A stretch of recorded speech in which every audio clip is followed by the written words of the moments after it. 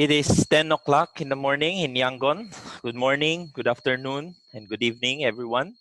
Thank you for joining us in this first of the three online conferences entitled Understanding Inclusive, Healthy, and Sustainable Food Systems for Policy and Practice in Myanmar. My name is Wilson Jan Barbon. I'm the Country Director for IIRR in Myanmar. For today's online conference, we will be joined by our speakers from the International Development Research Center, Canada, from the Myanmar Food Security Working Group, and the International Fund for Agricultural Development, or AFAD Myanmar.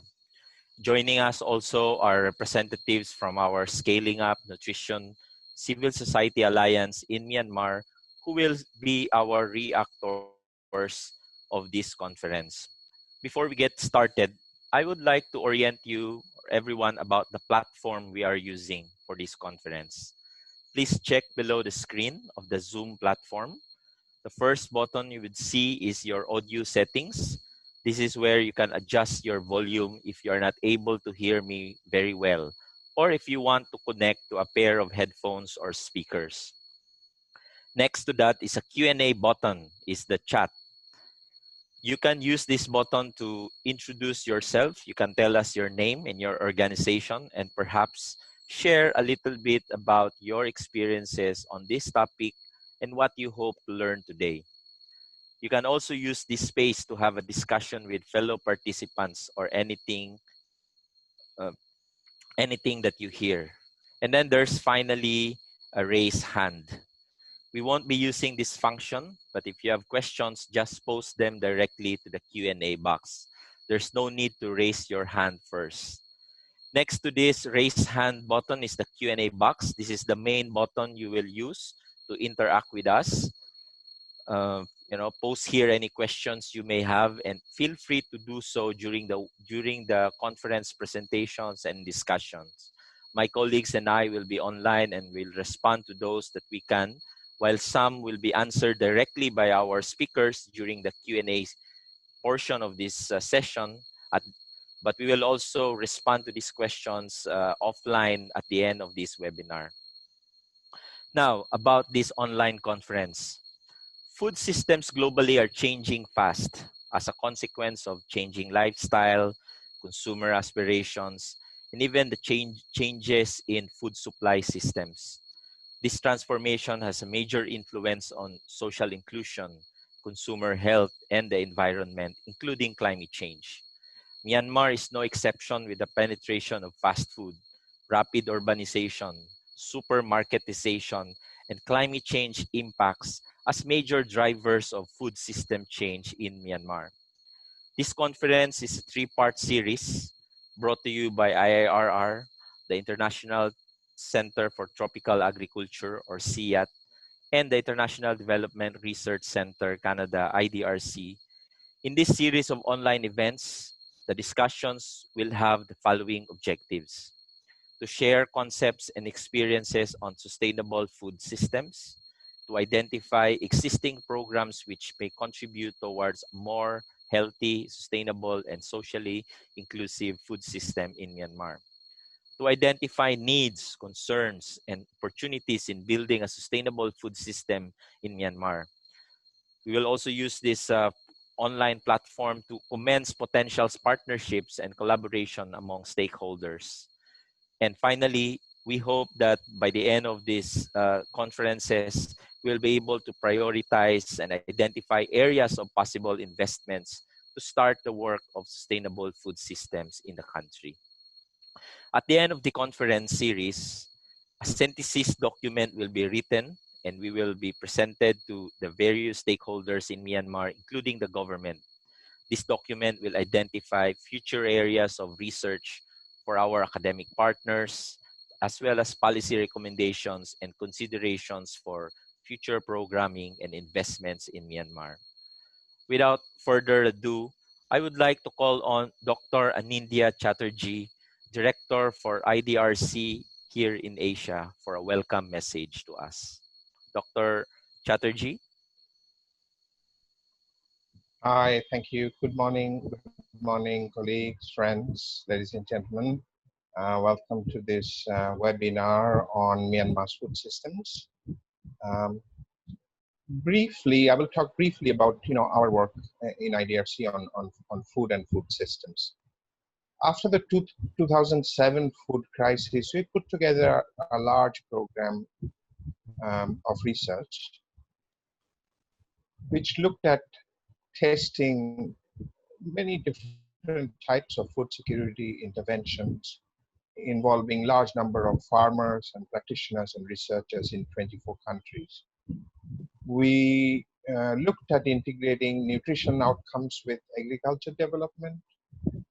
We engaged with policymakers and the private sector, and we very actively promoted gender in agriculture interventions by amplifying voice, leadership, promoting control of resources by women, technical training, and unpacking assumptions about gender roles. Quite a successful program implemented through large number of partnerships in Asia, Africa, and Latin America. At the same time, our program on climate change was also interfacing, and we were developing programming on climate change adaptation, looking at climate smart agriculture. In a situation of increasing natural hazards and extreme weather events, increasing pests and diseases all over Asia. Um, all these, along with climate change, have long-lasting implications for food security and nutrition of communities, particularly women and children. So we started working in partnership with IIRR in Myanmar, and now regionally in 3 countries, to look at low-cost, scalable models of climate smart agriculture. We all know that transformative changes in food production as well as local food systems are necessary. We have remained committed in investing in knowledge about requirements of small farmers, which is the backbone of agriculture in Asia, and in particularly supporting responsive climate change adaptation practices. So in the middle of all that we were doing together with our partners, here comes COVID, a pandemic. Obviously, health implications are still unfolding. And COVID pandemic is already accentuating existing threats of food security. It's amplifying the fault lines already existing in communities, and it's having a disproportionate impact on certain communities. We are seeing large-scale, unprecedented large-scale migration, displacement of people, and unemployment. This is starting to have a deep impact on local resources. The transport systems are disrupted. Therefore, this is disrupting food supply chains, but it's also creating critical labor shortages in the agricultural sector in a number of countries. At the same time, governments are forced to intervene in the market mechanisms, thereby having, again, sometimes unwanted effects. So we are in quite a complex, already fragile, but now quite a complex situation after COVID. And therefore, we feel that this webinar is really important for us to get our heads around all the trends, all the drivers that we see, and therefore better prepare ourselves for more complex and more effective programming on food and nutrition security, as targeting particularly women and children and their vulnerability as we go forward. So thank you once again, and I'll be here for the first hour, and my colleague Madiha Ahmed is a panelist. Hi Madiha. And I think Edgar is also on the line, Edgar Rodriguez, some of you whom you know. And hi Edgar, and hi everybody. Thank you, and over to you. Yes. Thank you, Dr. Chatterjee, for sharing the message from IDRC and IRR, and together with our partners, not only in Myanmar but also in the region in Asia, is very happy to be one of IDRC's key partners in this region, advancing the issues and the research agenda that matters to the region. So I would like to call on our first speaker. So our first speaker is Madiha Ahmed. She is a senior program specialist with the International Development Research Center. She's based in Canada. So her work focuses on improving population health and strengthening the equity and sustainability in food systems through economic policy tools in low and middle income countries. So Madia has spent the past 17 years designing and implementing innovative economic interventions that link poor women and households to markets and social services. She has held positions prior to IDRC, held positions at the Asian Development Bank and the International Monetary Fund, where she provided advice on macroeconomic policy development.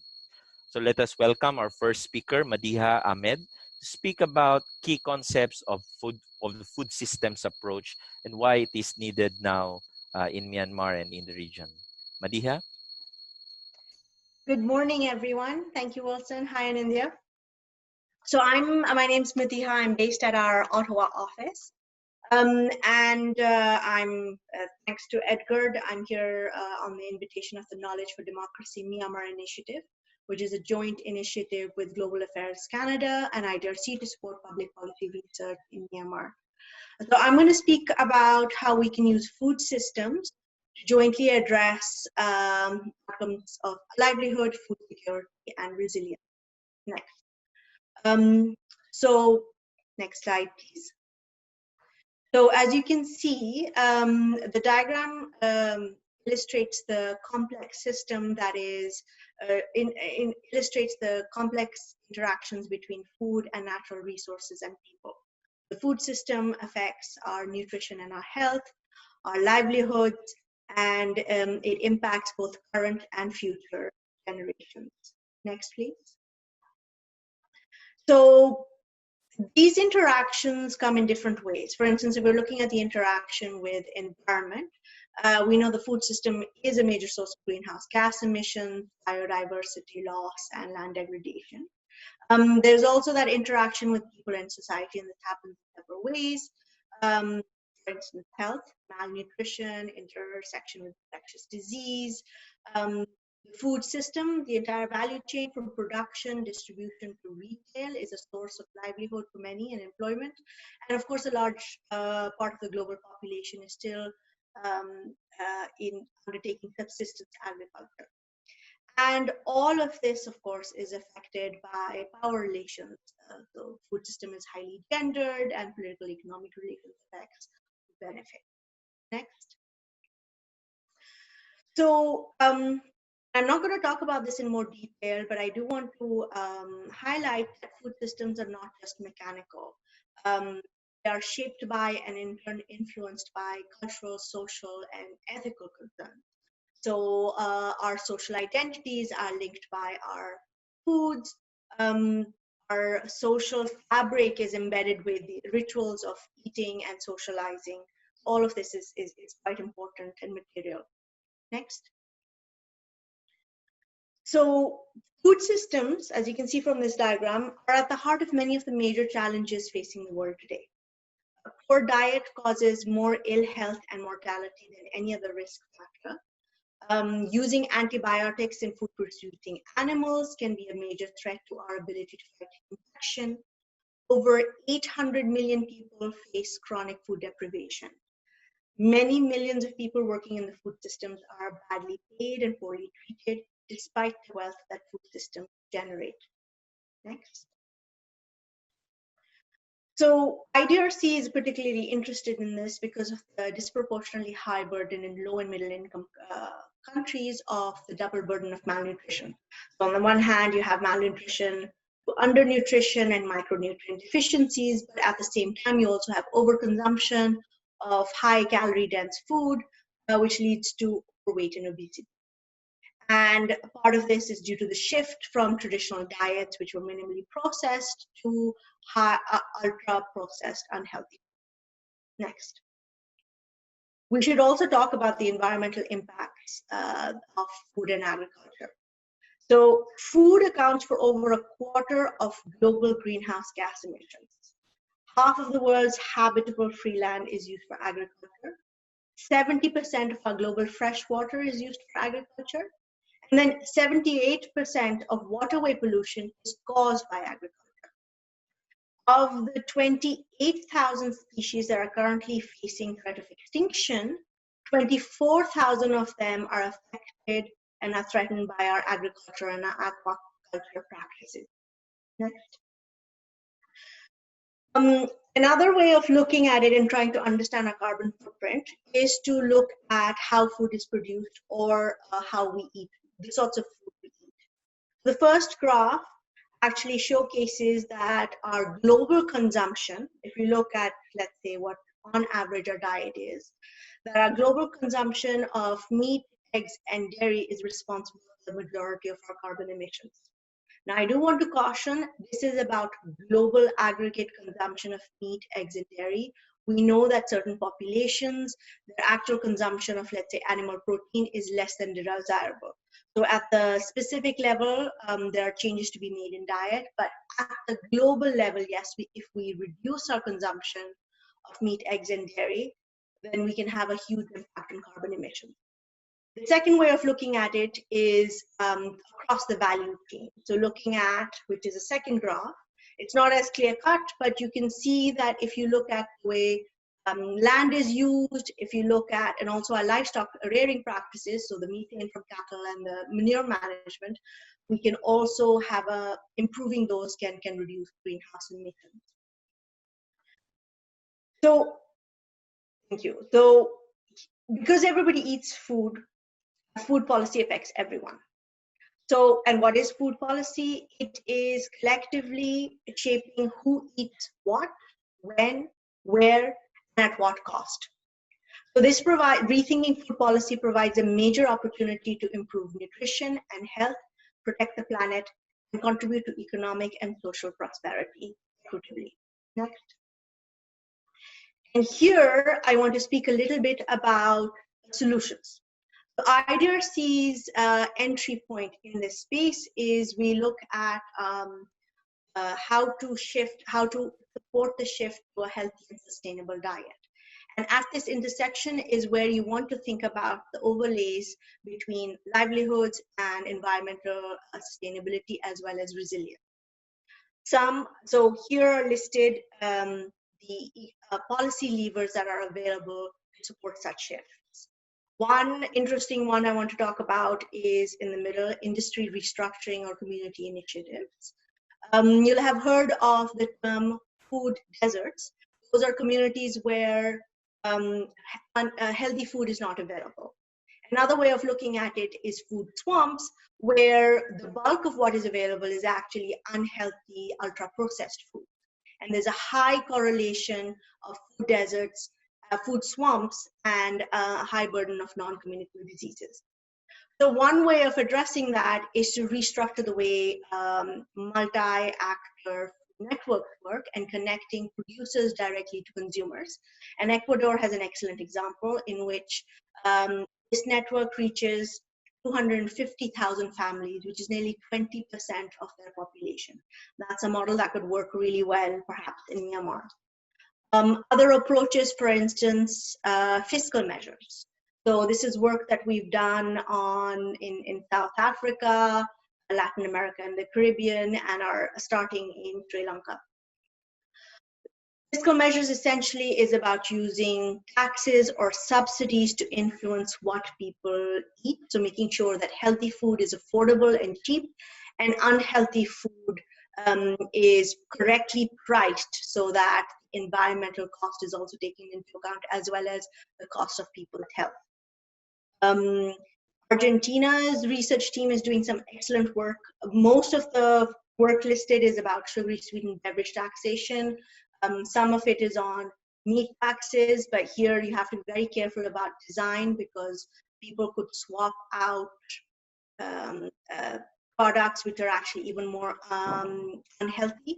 That's why the work in Argentina is really important, because they look at the entire basket of goods and they say, how can we improve the quality of the food basket by looking at a measure of tax and subsidies that affect what people eat. And here there's an opportunity to look at sustainability as a criteria, so to ensure that when you are encouraging consumption of healthy products, those are products that are environmentally sustainable in your particular context. We've done a lot of work around regulatory and trade interventions as well. A lot of it is around, for instance, protecting children, predatory marketing that encourages overconsumption of unhealthy foods, regulating the amount of salt in the food, so sodium levels in South America, and then food labeling, of course, which is very important because it improves a customer's understanding, and it has to be clear and understandable in the particular context, so people are able to understand what they are eating. I am going to stop here because my 10 minutes are up, but I'm happy to take questions in the chat box. So over to you, Wilson. Yes, thank you, Madiha. That's a very interesting presentation you made about the food systems approach, and I think this is a new way of looking at our work in development of a systems wide approach of but centering on food, which is really cultural, which is really unique in each of the countries. And by using at this approach, it will require us some engagement with different sectors in the way we work as development NGOs in our respective countries. So you mentioned about linkage to the environment, livelihoods, agriculture, climate change, even in health. Sometimes when we talk about food system, we only think about nutrition, but it's more than that. It's more a much broader look at food. So again, I will invite our participants. So if you have your insights, comments, and questions, we have a Q&A box. I will check on them, and even our panelists can check on them, and they can respond to any specific questions that you will raise. So click on the chat or in the Q&A box for your question. So I will now move on to our next speaker. So our next speaker will talk about she's coming from Myanmar. So she will talk about the consequences of COVID-19 on the Myanmar economic, social landscape, and even the local food systems and food security in Myanmar. So our speaker is Dr. Onmar Kaing. So he is advisor to the Myanmar Food Security Working Group, which is a national network of more than 200 members of local and international NGOs, community-based organizations, and individuals who are working and are interested in food security-related issues in Myanmar. She's active in the areas of policy advocacy and capacity building for food value chains, agribusiness, and rural development planning and management. She founded the Climate Change Working Group and collaborated with the Asia Climate Change Consortium. So Onmar has a PhD in tropical agriculture at Katsesart University in Thailand and is a recipient of the Hubert Humphrey Fellowship for her leadership and advocacy on food sovereignty rights in Myanmar. She was honored with an Advancement of Women Award by Cornell University in 2009. So let us welcome Dr. Onmar Kaing. Hello, good morning, everyone. Good morning, Wilson. Thank you very much for your introduction. I'm very honored and happy to get in touch with you all. So in my sharing, I'm going to focus about what is happening right now in Myanmar, with the impact of this COVID-19, and then how we are doing and how we need to strategize for the near future as well as for the long term. Of course, I will be pretty much focused on agriculture, but I will be having the some other thoughts that I have in mind, as well as for the country and also for Myanmar people. Next, please. You may see that we are the pretty much focused on agricultural development country. So let me give you the example of the export. How we are earning the export is pretty much influenced by the China market. So we have a 43% of total export to China market. It's mainly, primarily agricultural commodities from Myanmar. Next, please. Okay, so I mean, these small farmers' livelihood and also their income are very important, to improve our border trade as well as sea trade. So if you may see that, we have a top commodities of agriculture sector like sugarcane, rice, maize, watermelon. It's all going down right now due to the some restrictions on the trade as well as for the transportation. I will talk about this later on. Next, please. So mostly, we have food security impacts. It's absolutely affected to the high density urban poverty areas in Myanmar. So we have with the changing of consumer behavior, so that this is really very important to keep safety and balance of the nutrient and ambition. So we are also changing the market type. So we are mostly using the online marketing, influencer marketing, and paid advertising. So this is that Myanmar need to pave the way that digital platform of the marketing as well as the marketplace in the near future. It's really already started in the pandemic period. Next, please. So I think rice is our staple as well as in other Southeast Asian countries. So I mean, this rice production, we anticipate that it's not very much affect to the production. If we have a favorable weather, it's starting monsoon now, and due to the attractive price, and then follow up with the replacement of the purchase area. So we anticipate that this is production will not be much affected without putting the more efforts from the government and also the from the farmers level. So this is production. For export, you see that you are still keeping the good figure of the export. So right now the situation is really high demand from the market destinations. So we are very much, we are still keeping the potential export with the latest change, but will be the export destination will be changed in the near future. Next, please. So partners, we have a very good potential of export in regional export, particularly from the India and also some other countries. This is a high demand for the export sector. So I mean, come up with the next season. This is the 70% of the winter crops will be growing the pulses. So we hope very much if we can keep this rice growing in this monsoon. I mean, there will be very much we can produce the pulses like last year, so that we can keep up our potential export in the region.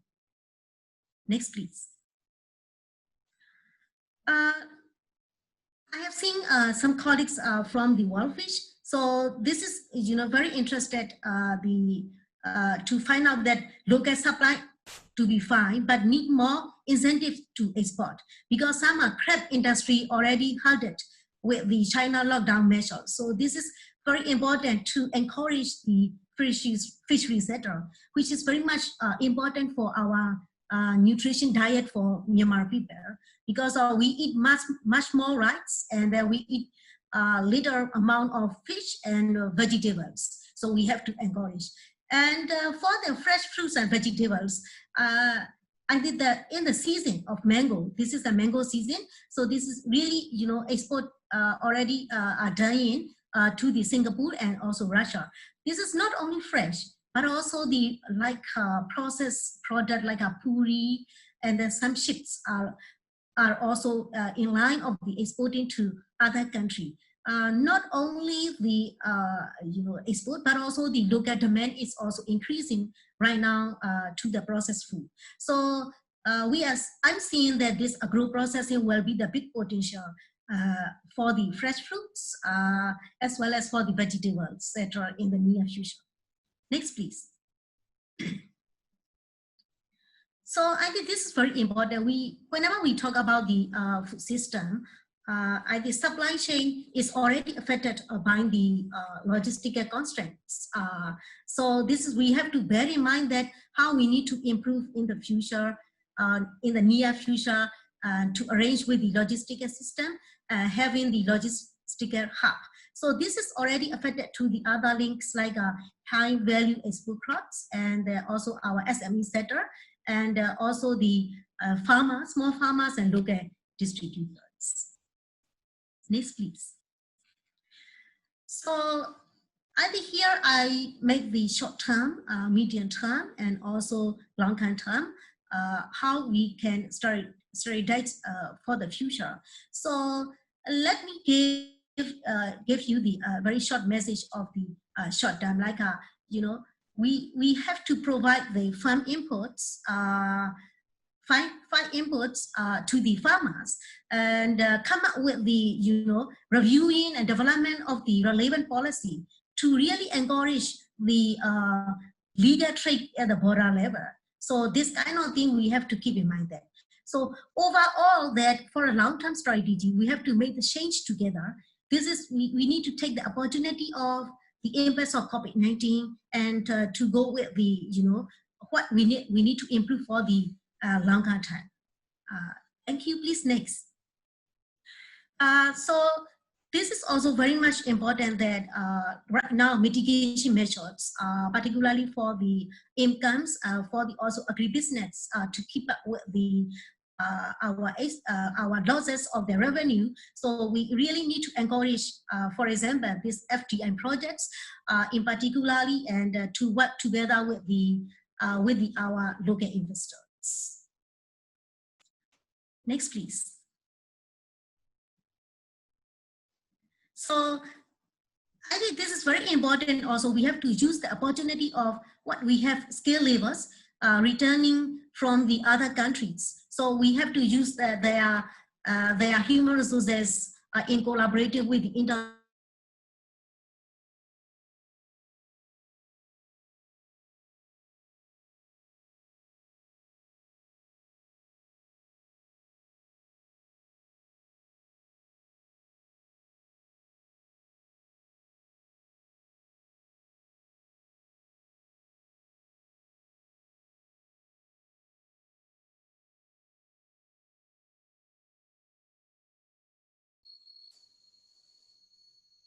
I think we've lost for a while Onmar Kaing. Okay, she's Onmar. He's still there?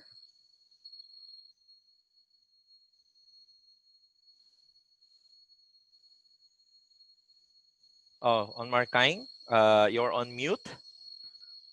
So maybe you can unmute your microphone. Okay. Okay, good. Hello. Hello.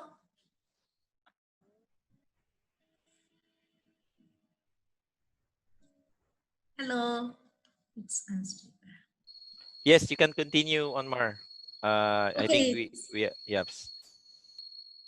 Apology is already I have already tied up, but anyway, this is really to keep up with our opportunities of COVID-19, to use the human resource returnings coming from our neighboring countries as well as from other countries.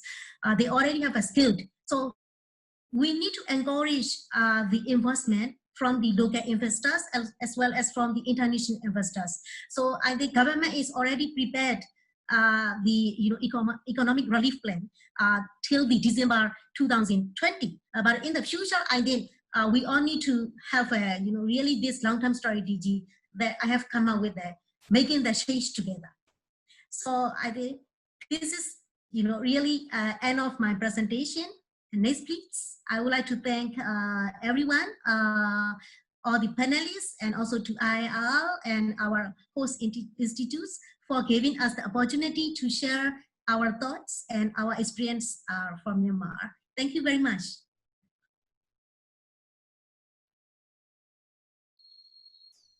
Yes, thank you, Anmar, for your for that update, no, from update from Myanmar in terms of the impacts of COVID-19, and I think you have you have presented about the range of impacts, not just from the production, but even in the trade, and even on the impact to the SMEs that would, contribute to increasing rates of unemployment, which which will contribute in the food insecurity of Myanmar.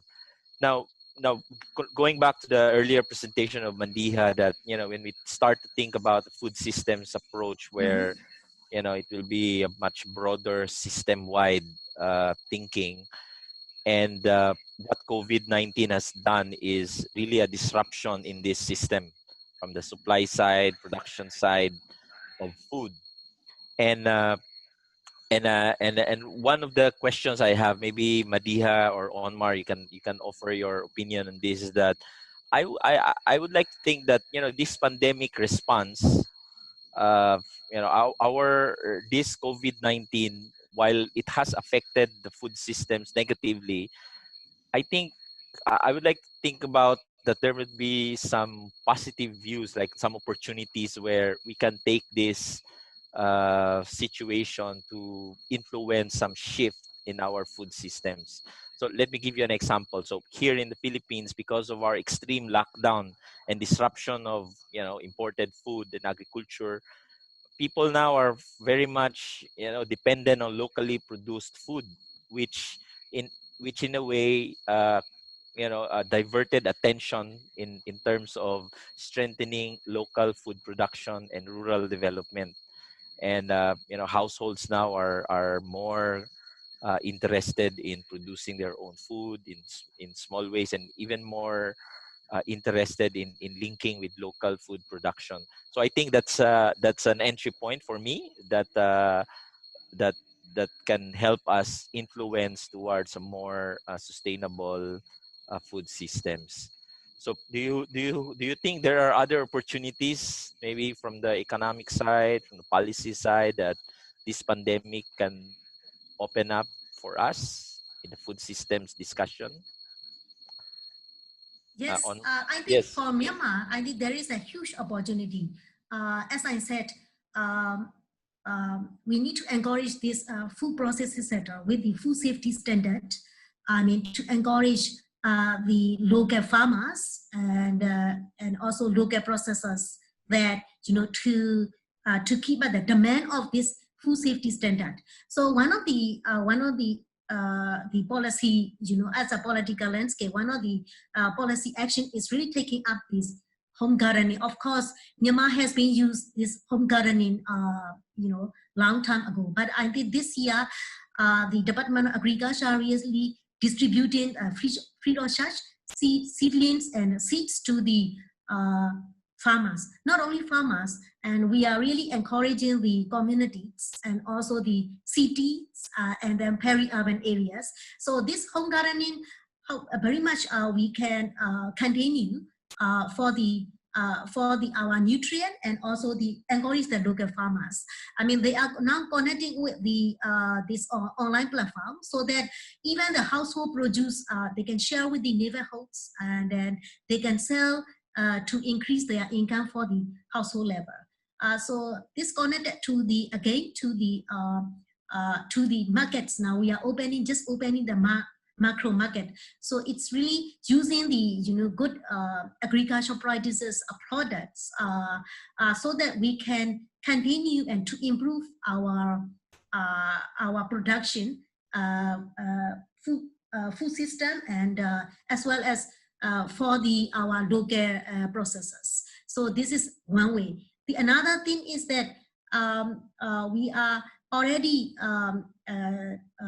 put into the table of the policy table that we have to improve this food safety standard and also quality standard. So I think this is, taking the opportunity of this pandemic. I mean, well, we are latecomer to the world, or latecomer to the Southeast Asia countries, but I think we can increase the size of our standard and regulation platform in the future. Thank you. Thank you, Dr. Omar. Yes, If go I ahead, may Madiha. comment on this briefly. Yes, Madiha, go. The COVID pandemic has highlighted some of our underlying structural issues. In particular, when we are looking at food, it has highlighted that sometimes we have made a trade-off between efficiency in our food systems with resilience. So that any disruption in the food supply chain actually has been catastrophic, because it's all about in-time efficiency and we don't have sufficient redundancy in the system. So in building back better, these are lessons at each country level. We have to think about the resilience in our distribution system. Production actually hasn't been impacted yet as badly as the distribution has. This fragility of distribution has another so when we look at what people are consuming, or the most vulnerable and their access to food, that is disrupted. Again, because of lots of reasons, including the pandemic and the secondary economic effects. So this again underlies another issue when we come to food systems. Generally, famine, etc., tends to be a political phenomena and not a lack of food supply phenomena, which is also what we're seeing in here. So economic tools that improve people's access to affordable food, and there's a range of options here, from cash transfers to food supply to community initiatives, are all excellent approaches to ensure that people have access to affordable food. And these are measures that can be in place permanently to ensure that the most vulnerable are food secure. Yes, agreed. I think this is a very good advice and reflections that we, Myanmar, really need to keep out all the lessons, not only from the past and also from the other countries that surrounded by us, and also go far from here to there. So to use this kind of lessons as a change to the opportunities for Myanmar future food system and food security. Thank you, Mahida. It's really good.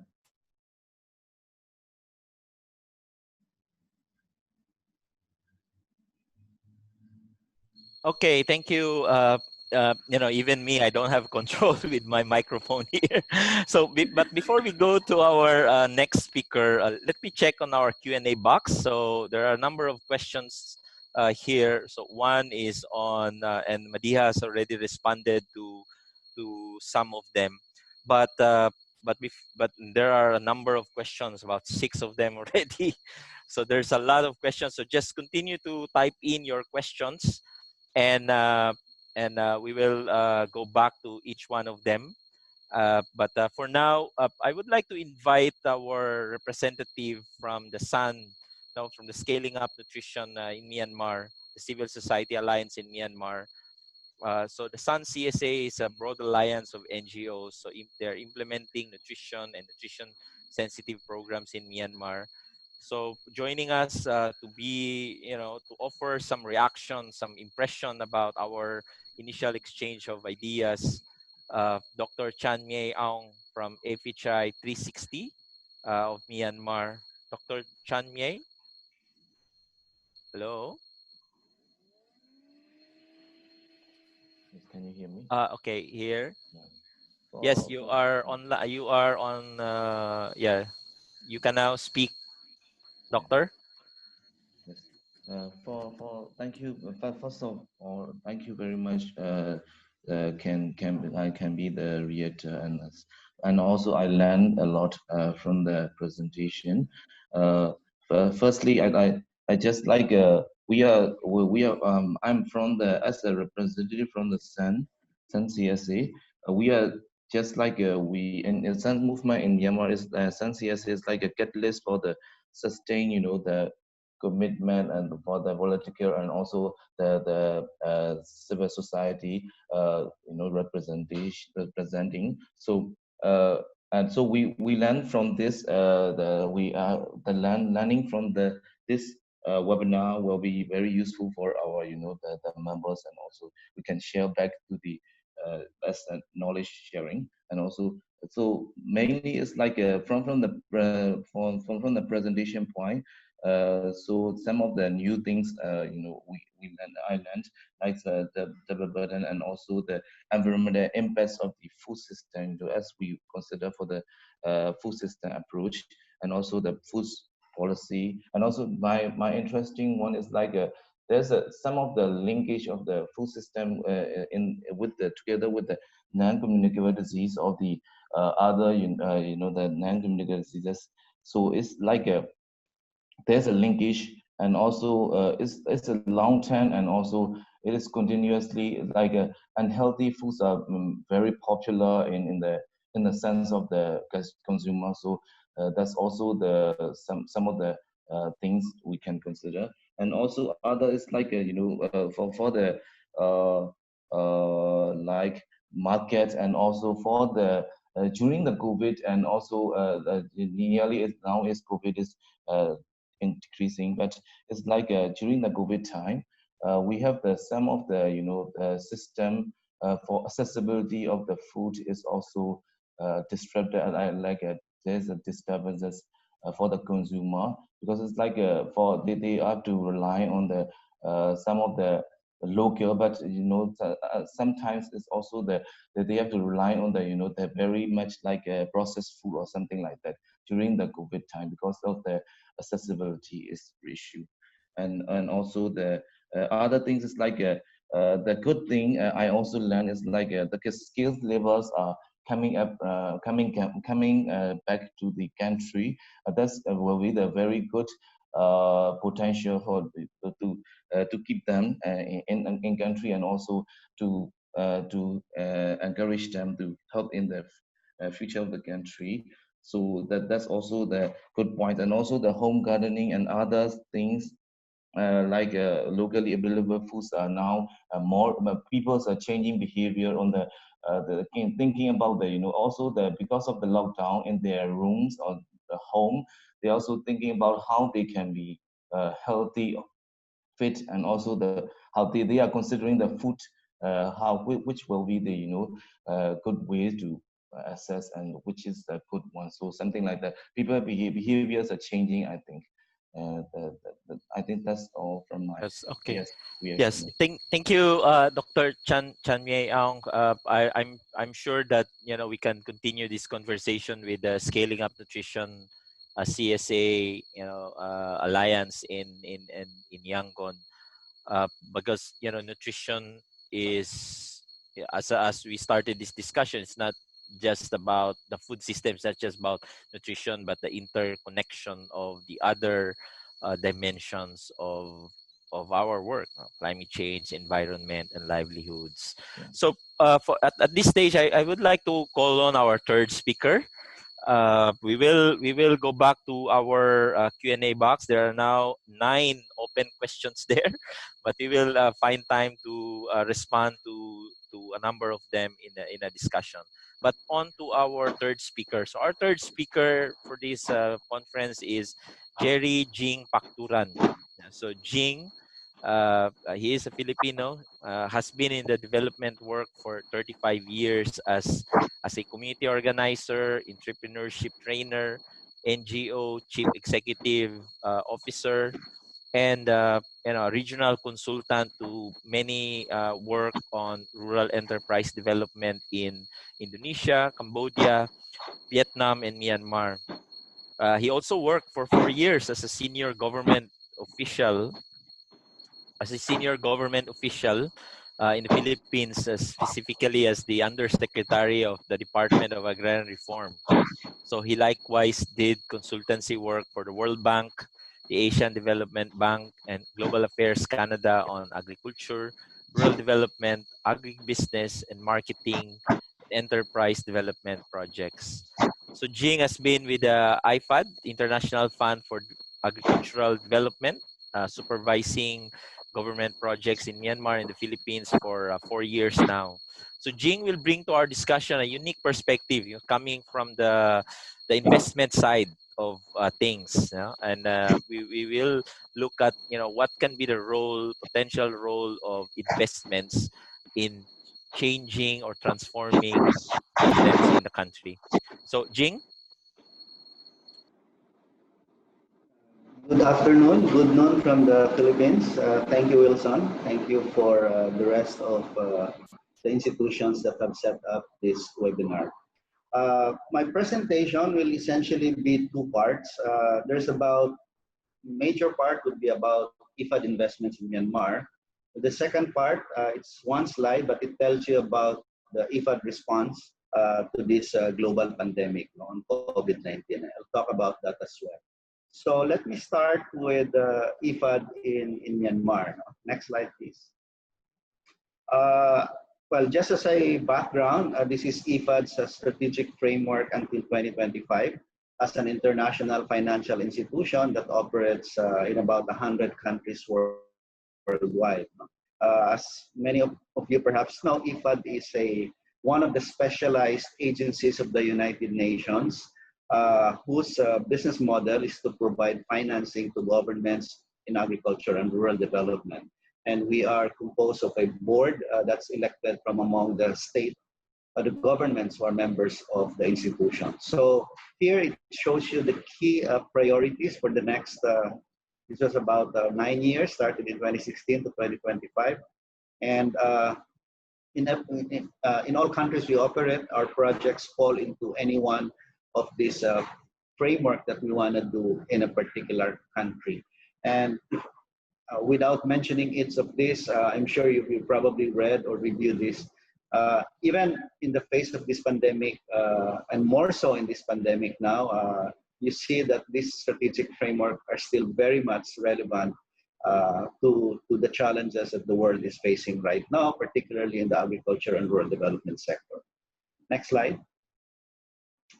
This one, I'd just like to show you that among the countries in the Asia-Pacific region that we operate, Myanmar is one country that's like number 11 of all the countries we operate, and that's quite a substantial investment that we have in the country right now. No?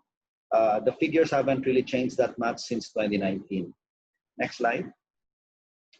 I just want to show this slide also to give you a flavor of the Asia-Pacific region investments. And you would see there that the bigger part of the investments we do are in market and related infrastructure and in rural finance, also in natural resource management. The rest are like part or components of these programs. But you see the priorities where the projects go into simply because they also respond to the priorities of government. Next slide. Next slide, please. For Myanmar, I don't have to belabor this. The previous colleagues have mentioned about the situation of the country. Just to note again that it's a country that's poverty that's still quite high. The numbers may change a bit, but that's essentially the situation of rural poverty, of poverty in general in the country. Next slide. Next slide, please. Okay, this one is just also to emphasize and remind us that Myanmar, being like as mentioned by the previous colleague, Dr. Onmar, it's a latecomer in the community, in the community of nations that's moving into middle income country or lower income middle country. But as you see, it's the largest country in Southeast Asia that have large potential, with all its fertile lands and top agricultural potential and rich natural resource. And its a geographic location between China and India really gives it a lot of potentials, well positioned to be able to tap those big markets. And again, agriculture still plays a very important portion of the GDP of the country. Next slide. Okay, so now let me give you the investments of IFAD. The main objective we have in the country is to support the government in creating a model for agricultural modernization and rural transformation in each of the agri-ecological zone of the country. And we stated that because, as everyone knows, Myanmar started to open in 2013, 2014, more, and then IFAD came with its first investment actually in 2013. And that is the farm project, the first one you see in that table. So farm was implemented since 2014. It's going to complete this year, but there may be a possibility of extending for half a year or 1 year. And that particular project essentially focuses on land consolidation of rice lands because it's implemented actually in the national capital, in the Naypyidaw area. So there, part of the project investments are development of productive infrastructure, especially in irrigation and agricultural and business services.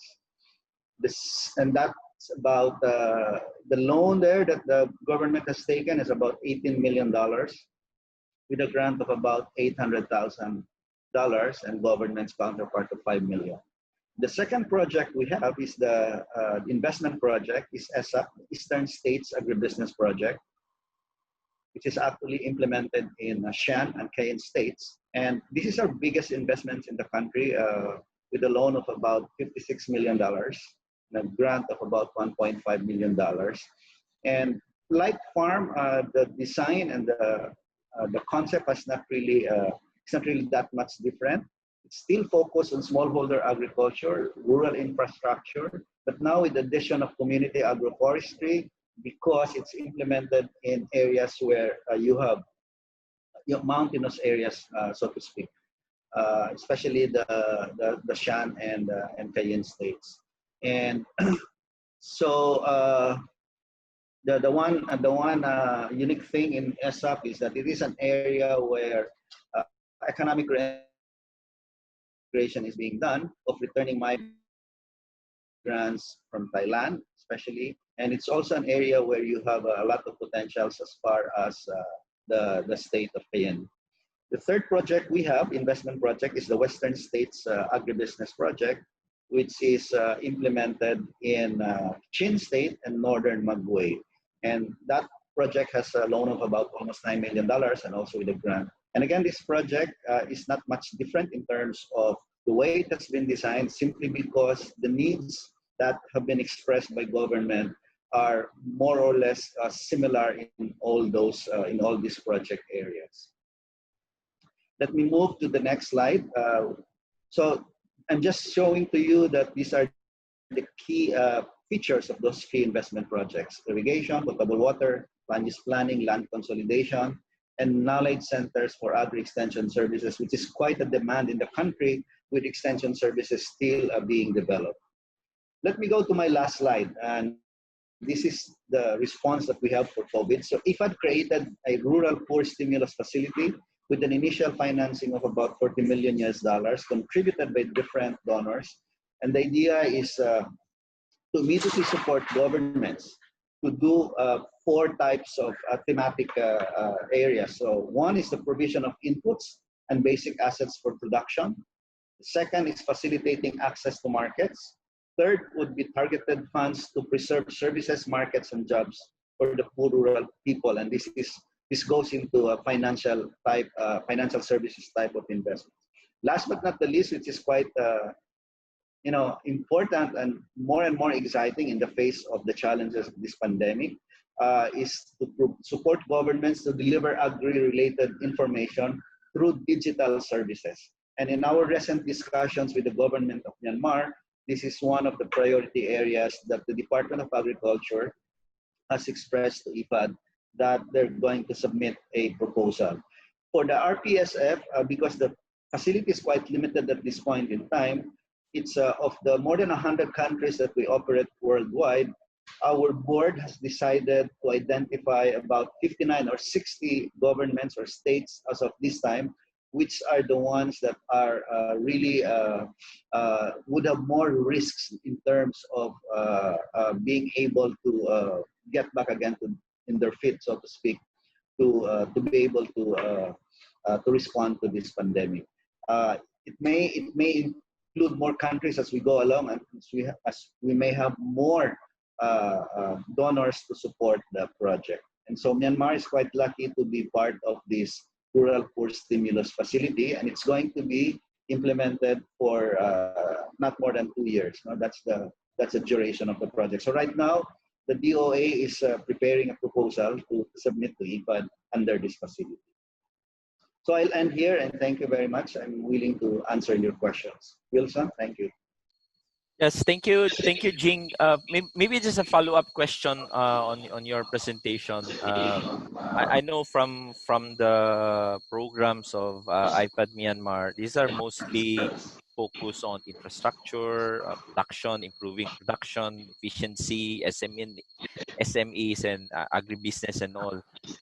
But within IPAD, or maybe in your, in the sector of the investment side, is the topic on food systems one of the, has emerged, or is it really just be, agriculture production and economic development and all? So is this something that the food systems angle, is this something that investment in the future would be a major consideration, from what you've heard? Yeah. So if I may respond, Wilson, while it's not so explicit the way we have defined this in our strategic framework until 2025, but food systems is part and parcel of this effort of IFAD to support governments. Because if you talk about sufficient and affordable nutritious food and other agricultural products for a growing population, you're not only talking of rural areas, but even urban areas that works together for having food systems operate for both production and the consumer side. So it's there, but the way we support food systems again depend on the particular strategies that government develops together with us, that becomes the basis now of the investment projects that we finance. So that it will have different flavors, so to speak, in each of the country that we operate. Yes, thank you. Wilson? Thank you. Yes, thank you, Jing. So, I have a number of questions here. I think we have about 15 answered questions and 9 open questions. And we cannot respond to all of them right now during this conference, but we will respond to them offline through the email.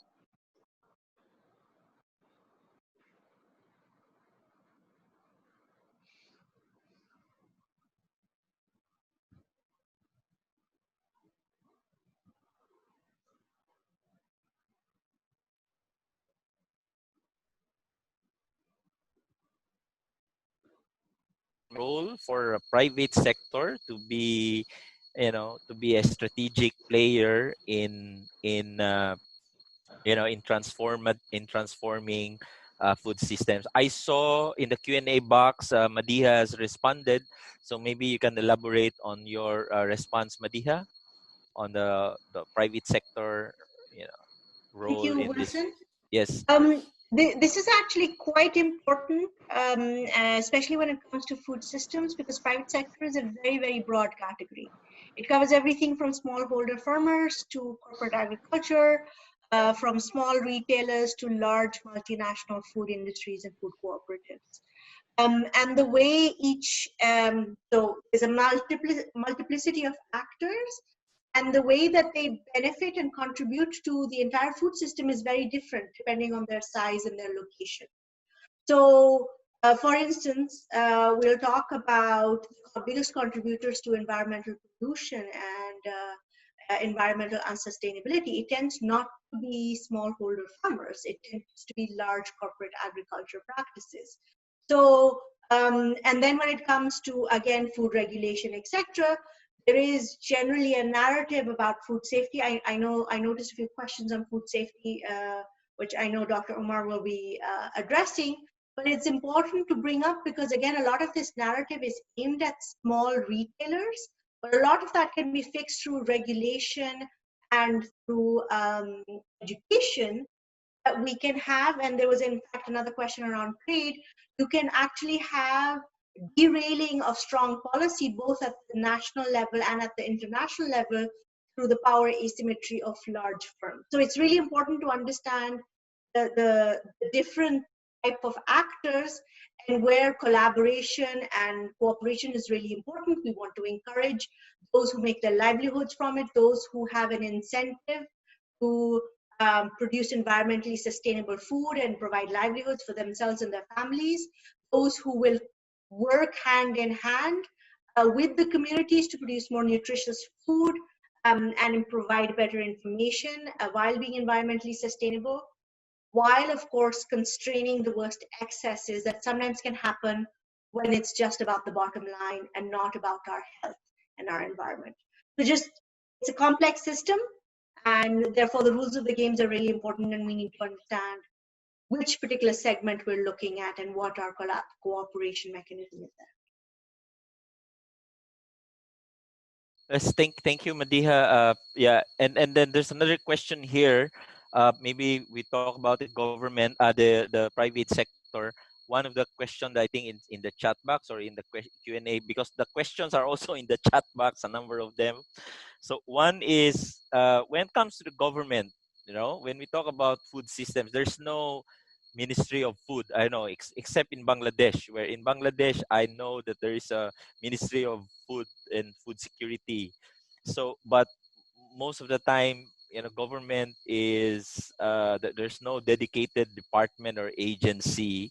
So how are we going to, what do you think in terms of engaging with government, taking on this very broad topic on transformative food systems?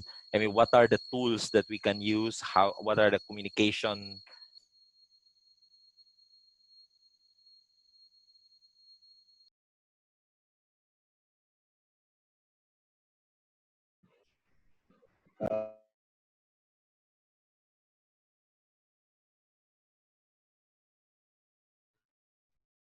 Wilson, can I say something?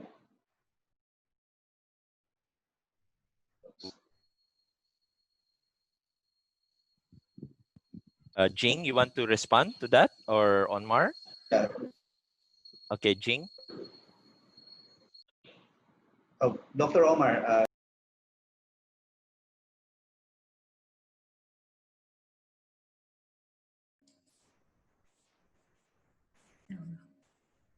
Okay, can I talk right now?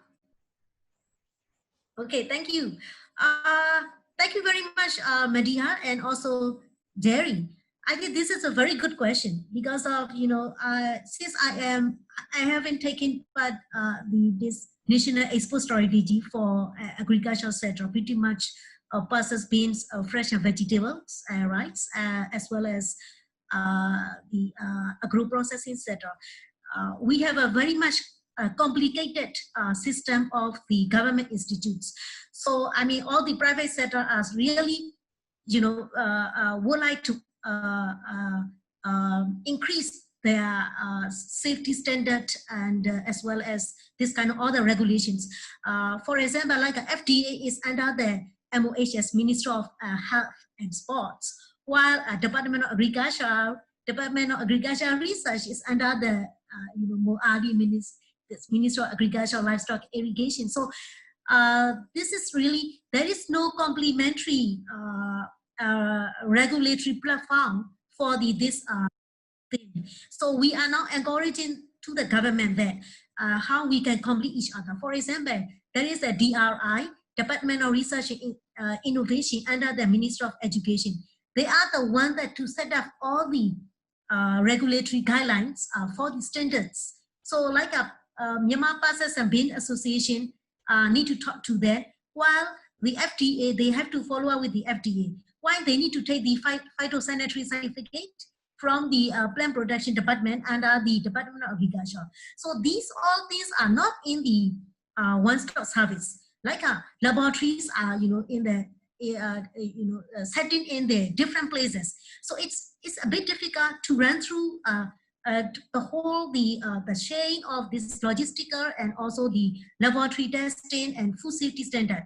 So we would like to encourage to the Myanmar government to set up the complementary the guideline, and then this really comprehensive framework, so that the private sector investment can improve, as well as some standards they have to send to the Thailand laboratory. So this is really difficult to take time, and also the qualification. So this kind of thing, it would be really great that government to allow some international services here, so that the Myanmar government institutes are really having the difficulty of the human resource of technicians, laboratory technicians.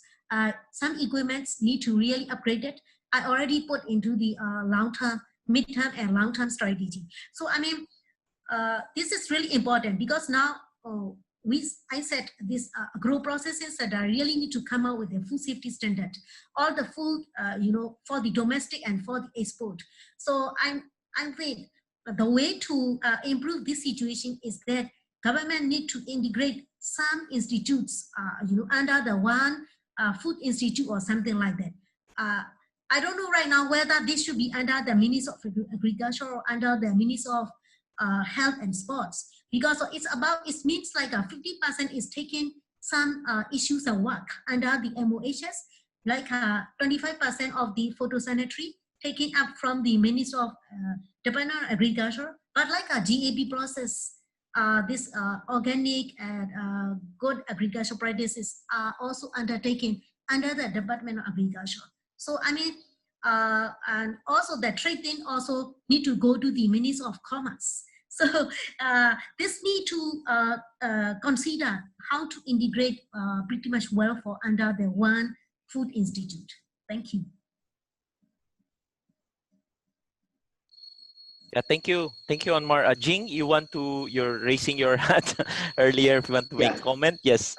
No, quickly, having seen Myanmar like 7 years now, it may be quite a high expectation for having an institutional framework to support food systems. I mean, the complexity of the bureaucracy is still being managed by government. And the way I would see it is that, and Dr. Onmar is correct by saying that, there are several entities. What can be done, I guess, is, to have, not necessarily, putting one ministry on top of it or department, is to look into existing policies and programs that goes into the whole discussion of food systems and find a common strategy to support that. And this is where, I did not mention this quite well, but this is where the private sector actually plays a very important role. The way we look at agriculture development, not only in Myanmar, but in many countries that are developing their agriculture sector, because food systems that are not somehow driven also by market demand, in the long run will have issues of sustainability, and issues, for example, like standards and food safety goes into the whole ambit of private sector being able to to put systems in place. So that for me would be the cautionary approach to Myanmar. But having said that, for IFA, the way we'd like to support food systems right now is through nutrition-based programs. And again, Myanmar is quite lucky because IFA has a grant from Norway, from NORAD, to support several countries to tweak certain projects to have more focus and indicators on nutrition. And one of the projects we have right now, the Western State Agribusiness Project, we're in discussion with the Department of Rural Development, and there's been quite a strong interest to use the project to have very specific activities and interventions on nutrition. And one of those, in fact, like home gardening that was mentioned by Dr. Onmar, is part of the activities that we're talking about. And the rest of those activities that will enable women to participate and to have, to enable women to have more capacity to work on nutrition that results into well-being of the family.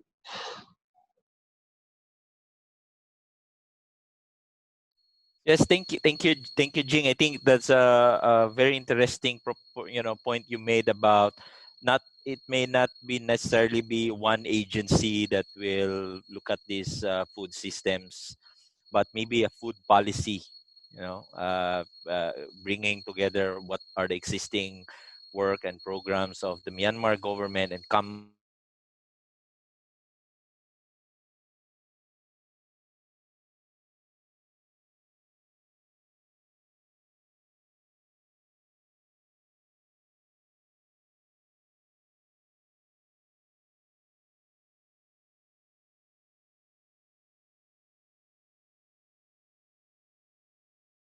have one. Hello, yes, I'm back. Okay.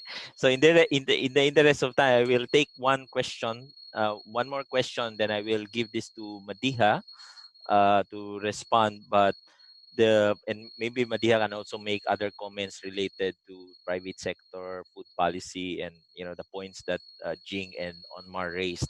But one question that's being raised is on the research part of things, on the knowledge, because one of the points raised in the chat is the evidence. And when we push for policy making, it should be evidence-based policy. And this is where a bit curious in terms of what are the research areas, when it comes to food systems work, that what are the broad areas that researchers, we have participants from the Yesin Agriculture University, from the different think tanks in Myanmar, so they would be very interested to learn and see in terms of directions for potential research on this topic on food systems in Myanmar. So Madiha. Thank you, Wilson. And actually, yes, that's precisely what IDRC is interested in. Those who don't know, our mandate is to support in-country researchers to set the research agenda and to inform the policy conversations that are happening in their country. So specifically on this, I'll be frank, my colleague Edgar has provided some links on aquaculture work and the other work that we've been supporting in Myanmar. But work specifically on how to shift to a healthy and sustainable diet, I don't think that work has been done yet in Myanmar. We have excellent examples of the type of work and models that have been really useful and applied in other contexts. And back to your point, Wilson, it sometimes doesn't even matter what global evidence says. We can bring that to bear, but we have seen that when it comes to policy change, governments, and not just governments, advocates, community advocates. Dr. Omar has talked a lot about the role of civil society in her chat conversations. They rely on contextualized, context-specific information to push for change. So that's why research that is specific to your context is so important and something that we'd like to encourage. So what we'd like to see is research on understanding what the current profile of consumption is and where the best opportunities and levers are. There's a lot of opportunity, and Dr. Omar spoke about this, about shifting our food system from where it is currently, where there's a lot of unmet need, both in terms of people's consumption of food, also in terms of livelihood and its environmental footprint, one that actually functions for all and allows us to achieve these mutually reinforcing goals. I'll stop there. But again, I think if you can, second to last slide that I talked about, the very specific policy levers that we're interested in and that we have found have worked in different policy settings. And I think research along those lines would be very welcome in Myanmar setting specifically. Okay, thank you, Madiha. So I think we still have a number of questions, but we will respond to them offline. So we will take. There are some requests about PowerPoint copies. There were some questions around framework and some very specific questions on the specific presentation for each of our speakers. So our speakers will respond to them. We will collect all of this and we will send this to the speakers for them to respond. And then we will send this to everybody who has registered in this discussion. But at this stage, so thank you very much for, our participants are very active in the Q&A box and the chat box. So there's a lot of points and comments. So I really appreciate your inputs. All of this will be significant contribution to our conversations. This is just the start of our conversations. So thank you for all those questions. Now I would like to call on our second representative from the SANS Civil Society Alliance, the Scaling Up Nutrition. So I would like to call on Mike Bratsky. So he is the country director of Wilt Hunger Hilfi, WHH, in Myanmar, to share his reaction and insights about after listening to this presentation, the question and answer that we have done so far. So, Mike, what do you think? What are your impressions of these topics? First of all, thanks a lot for the opportunity to speak here. Then I have to apologize not to use the camera, but my internet connection is very unstable and I would be at risk being thrown out any other second. So that's why let me briefly reflect on how I have experienced the sessions here, and let me include the first part as well. I see a lot of topics are thrown into a frying pan here. I mean, the overall issue on COVID-19 and the effects that we observe already, potential effects in the future on food systems. What are the challenges, possibly opportunities, and without going in depth here, but what sits with me right now, especially looking at the angle of Sun CSA as a civil society network here, I wonder what would be the role of such a network in a setting like this right now, because what has changed is things have become more difficult. I mean, we all have had our place and we have roles assigned, and now there is COVID and a kind of spice the whole things up. And now we open a discussion on the food systems. You mentioned it correctly that the food systems nutrition are clearly interlinked and interconnected. So that is something that we have not really explored here, is my feeling, but I gained a lot of insights in the different angles you can take looking at food systems. And what became very clear to me that there are a few questions that need to be answered, I guess. I mean, from what I see here, there is an clear understanding on, let's say, there are gaps in the overall policy framework. There is probably a question on coordination, because after listening to it all, I would ask myself, who is leading the discussion right now? How do we go about it? I mean, we have the MSN PAN plan right now in place that guides us. And now we see if we take a different approach and say, okay, let's tackle the food systems by doing so, we would address nutrition automatically. It would be, it's rethinking, or are they models in place elsewhere? As a reactor, I can say it's incredibly interesting to sit here and listening, but I would hope for a good summary at the end of the three different components, I would say, attendees and everyone who is interested to structure it a little bit, because I can see how relevant it is for the work that we do. And I think that is very important to really understand what would come out as priorities by the end for the different people. What can everyone do? And I think that's my very initial reaction, I would say. And can only once more thank you for the opportunity to sit here listening and learn a lot. And I would be looking forward to learn more and to get a chance to see how can we make that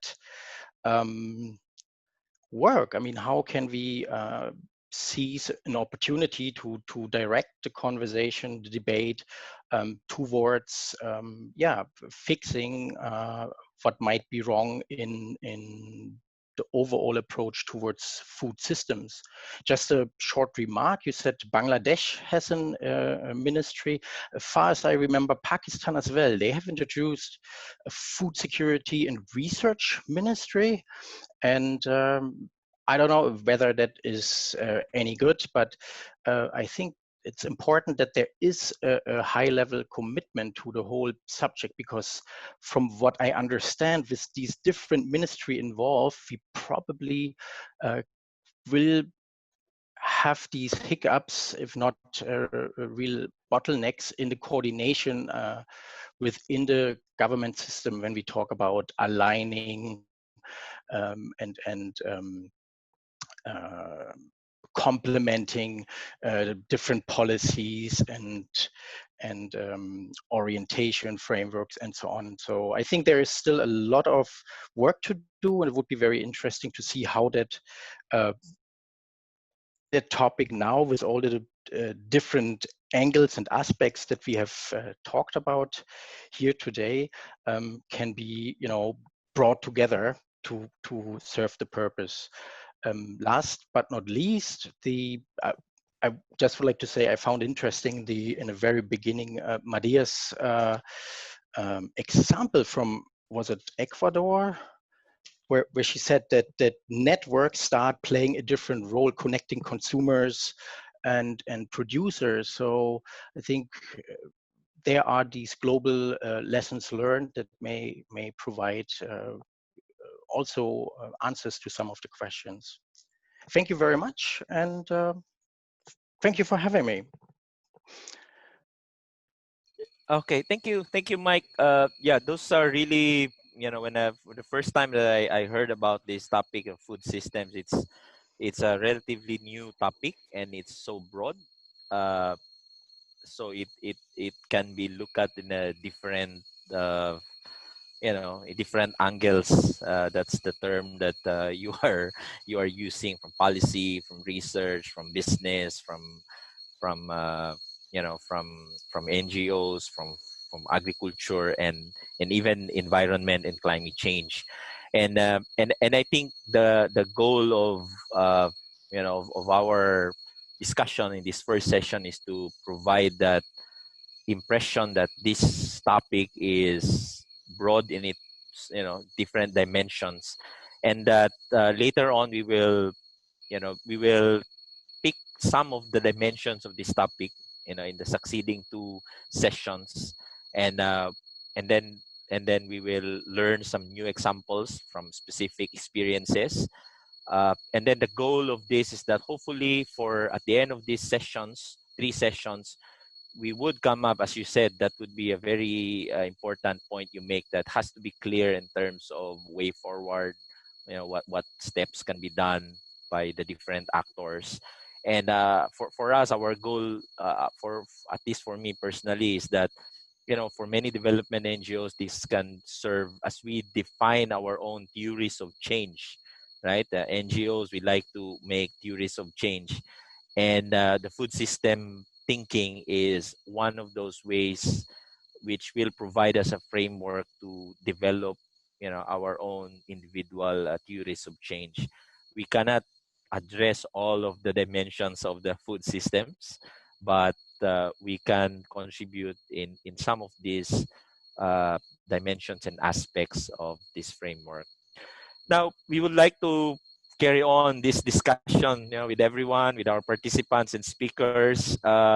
Just some figures here. So I still have 20 open questions not responded, but we will take all of them. I still have like 11 chat messages here that I have not read. We have a total of about 82 participants, so that's a good number. We're, you know, so thank you so much for your time. in your engagement in this discussion, and for our speakers and for our reactors who join us. We will send an online survey form to gather more of your thoughts, ideas, and perspectives. This will also be an evaluation, just quickly, rating and finding and taking your suggestions on how we can improve this facility of online events. So together with this form, we will do some online evaluation as well. So all our discussions, interaction, information we collected, the links you provided, materials, links to publications, we will pull them together in a synthesis document that we will produce at the end of the series. So our next conference will be on July 3, 2020, same time, Yangon time, 10 o'clock. So you can register in advance. You can visit our Facebook page of IRRR. So the second conference, just to give you some hint about the content, the second conference will be zeroing in on existing initiatives in Myanmar.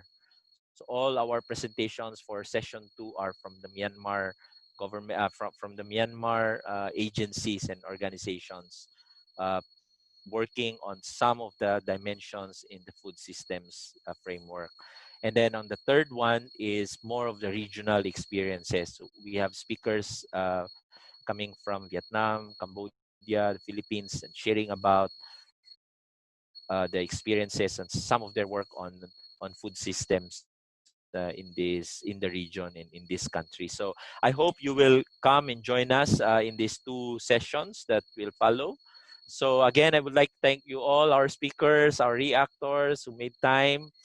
Thank you for our partners, for IDRC, for the and CIAT for co-organizing these events with us in IRR. So thank you all, and good morning, good day, good evening.